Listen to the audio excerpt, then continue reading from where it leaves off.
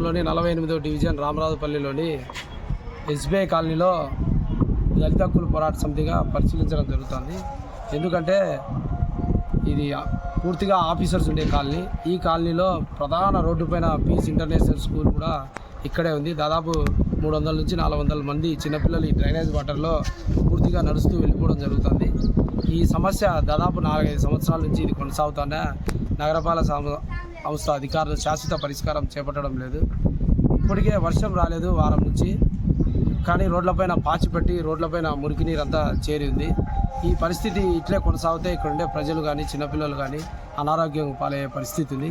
కావున కడప నగరపాలక సంస్థ అధికారులు ఇప్పటికైనా ఈ ప్రాంతాన్ని పరిశీలించి ఈ డ్రైనేజ్ వ్యవస్థ రోడ్లపైకి రాకుండా పూర్తి చర్యలు చేపట్టాలని కోరుతున్నాము. లేని పక్షంలో ఈ కాలనీ వాసులతో నగరపాలక సంస్థ ముందు ఆందోళన కార్యక్రమం చేపట్టాల్సి వస్తుందని నగరపాలక సంస్థ అధికారులకు ఈ సందర్భంగా తెలియజేస్తున్నాము.